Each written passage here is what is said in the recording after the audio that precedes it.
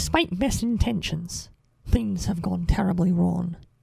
Despite establishing a firewall, Megabyte seems able to overcome it. Despite good tactics and planning, Mainframe has suffered a lot. And despite Enzo's best efforts in taking over Bob's role, he just wasn't quite up to it. And he failed. Now we've lost him and Andrea too. Or have we? I live in the games. I search through systems, peoples, and cities for this place. Mainframe. My home. Icons was written by Christy Marks, with story by Gavin Blair, Phil Mitchell, and Ian Pearson. The main cast includes Paul Dobson as Matrix, Sharon Alexander as Andrea, Ian James Corlett as Wise One and Tactic, Scott McNeil as Overdrive and the Praying Mantis Virus, Michael Donovan as Hardboot, Ellen Kennedy as Tweak, and Kathy Wislock as Backup. That character list sounds very different, doesn't it? And things are definitely very different now. But some things haven't changed. You'll see. The episode, following this jaw-dropping new intro, which I showed a short clip of, we see our protagonists are in the midst of a game. It actually takes a moment to realise that we are indeed watching Enzo, Andrea, and Frisket, because they are currently rebooted into aliens, modelled cleverly after the Martians from the film Mars Attacks. They are flying around in a flying saucer, chased by a space shuttle. They're even talking in the strange ack dialogue from that film. They outmaneuver and outgun the user and blast them away. Just before the game ends, we see their PID badges, which are currently in Game Sprite mode, switch back to regular mode. Aha! We saw this change in the previous episode. As the cube disappears into the cloud, we see Frisket first, and then a very changed and matured Andrea and Enzo. It's simply breathtaking to see them so changed and different. They find themselves in a completely ruined system, and the binomes around have never seen anything come out of the cube. And they figure they must be users. Are you a good user or a bad user? Why, we're not users at all. We're sprites. I'm Andrea. Oh, boy. And this is Enzo. Matrix.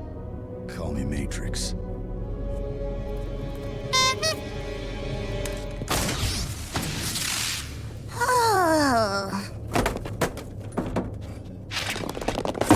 He's got a gun! Holy cow!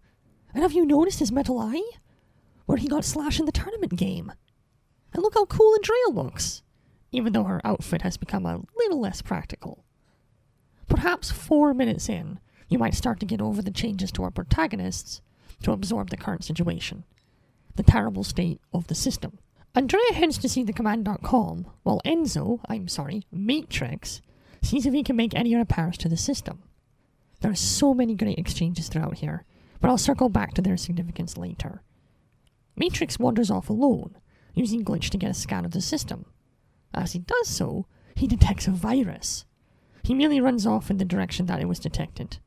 Meanwhile, Andrea heads to the equivalent of this system's principal office and meets Wise One, the system's de facto leader. He is a 1 numeral with an old beard and a Jewish accent. He welcomes her warmly, and we see other scarred and scared binomes wander in, intrigued by this stranger. She tells them their story, that after they entered a game they could win, they converted their PIDs to become part of the game. Since then, the trio have bounced from game to game, hoping the next game will be downloaded into Mainframe. Clearly, it's a dice roll of a strategy, and so far, hasn't paid off. Meanwhile, the virus, some sort of mechanical praying mantis, is attacking a small sprite. Matrix intervenes.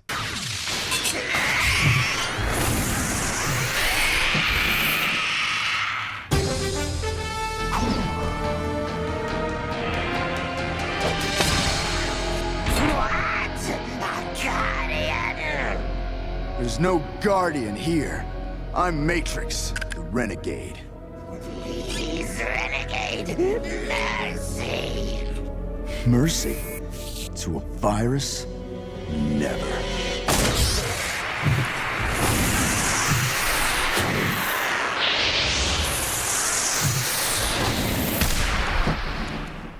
no mercy for viruses.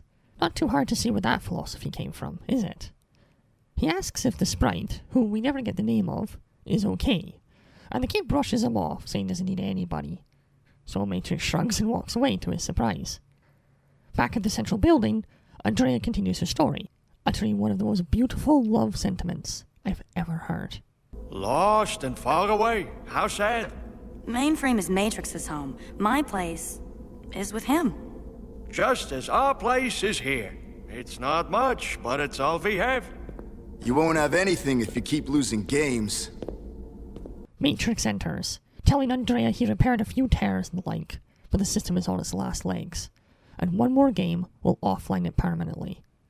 We fade to black, and in the next scene, we are outside the principal office, as Wise One offers gifts to our mature sprites in exchange for them staying as the system's protectors. Andrea tells them they're flattered, but they have to leave to continue searching for Mainframe. But they do offer to stay and train some of them to win games. Unsurprisingly, no one volunteers. Matrix rips into them, telling them he doesn't care if they don't, and storms off. But then, in the next scene, we find he feels differently. 4. Only 4? I thought I'd get at least a dozen. Matrix, you're just not that good an actor. Huh? How about the time I convinced over 24 to join? I knew you'd bring that up. Come on, they're waiting outside for you. Let's see them.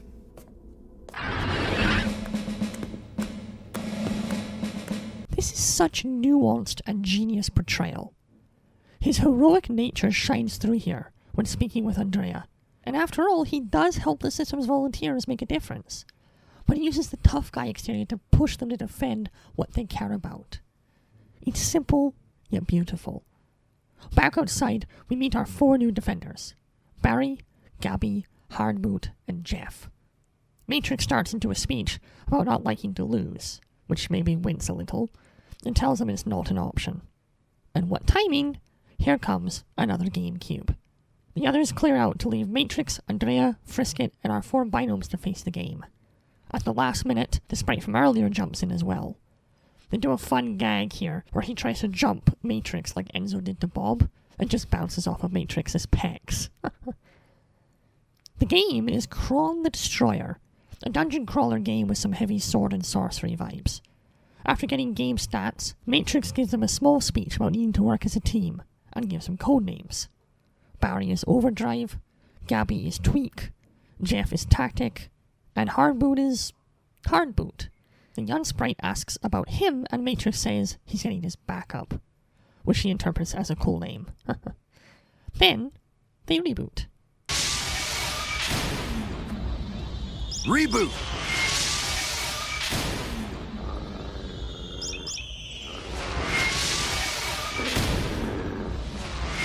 ReBoot! Reboot! Reboot! The group heads towards the tower in the distance, and not a few moments later does backup get snatched by some flying creature. Well, he's as much a load as Matrix thought. The rest of the group, not immediately aware that he's missing, proceed through the tall grass and find a small dinghy to travel across a lake. Overdrive starts cutting into the chain, and lo and behold, a giant sea creature attacks. Andrea to the rescue.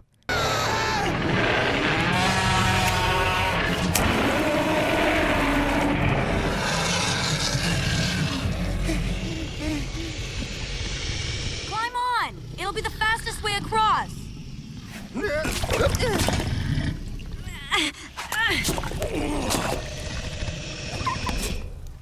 Hey, where's backup? He was right behind us. I better find him. Go ahead. We'll catch up. Please keep your temper. It's his first game. Yeah, and I have to make sure it's not his last. We scene shift to a small dungeon of some sort, where backup is dangling off a ledge about to fall. Matrix arrives and rescues him. By the way, it should go without saying that this child sprite is very clearly supposed to be an echo of young Enzo. The narrative juxtaposition here is a really interesting choice. Backup considered the near-death experience to be fun, and sarcastically, Matrix says, yeah, real alphanumeric, which Backup thinks sounds really cool. It's adorable, really, the relationship here. Back to our other group. What amazing feat will she do next? Don't worry about me. What you should do is put down your file folder and stop looking to me for answers. Remember, Matrix and I are leaving with this game. You have to win on your own. You're the system's only hope.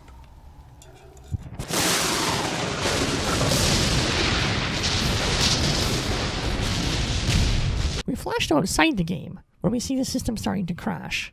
If they don't win soon, there won't be a system to come back to. Back to Andrea and the rest, as they come to the drawbridge which is raised to prevent them from entering. They're at an impasse, until Tactic pulls out a bird feather and inadvertently casts a flight spell. This allows them to get up over the bridge and pull a switch, allowing them to get across. The bridge drops partially, but the other three pull it down the rest of the way. Meanwhile, Matrix and Backup fight gargoyles. Matrix! How am I doing? You're doing fine, kid. Now keep fighting. I'll be with you in a nano.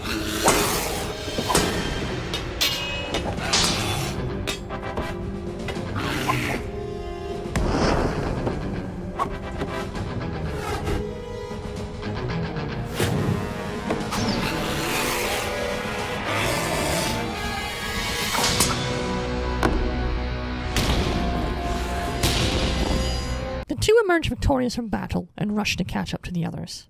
The others, meanwhile, have entered the final chamber, where the goal, the Golden Tooth, resides.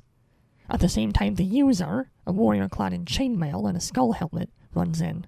Tactic, showing surprising leadership skills, has ReBoot and Tweak go for the tooth, while his overdrive slow down the user by throwing things at him. Matrix runs in to fight as well, but Andrea stops him, reminding them they need to win this themselves. They knock out the user, and they give Backup the honor of ending it. Matrix and Andrea get ready to move on. Hey, Matrix? Where are you going? This is your family now. I'm going to find mine. This game might be my only chance to get home. Hey, Backup! Catch. Alphanumeric! Thanks! Game over. Did that kid remind you of anybody? Not particularly. Didn't think so. Have I told you lately how wonderful you are? Not lately. In the final scene, we see the other denizens celebrating the four heroes and starting to rebuild their home. What a gorgeous tale. Just fantastic from start to finish.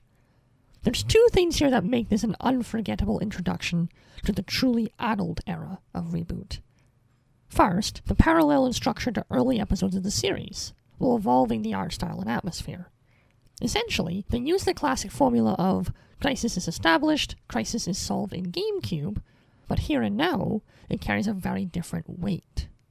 Second, and pay close attention to this, without any big info dumps or expository dialogue, we find out what has happened, what our trio is doing, what their goal is, and perhaps most importantly, how they feel for each other and those they encounter. Andrea's love for Enzo, real and beautiful. Enzo's tough guy persona, hiding a jaded yet noble ex-guardian, subtle and striking. This is excellent. If this keeps up, I'll have no problem handing out 3 fedoras, like this one gets.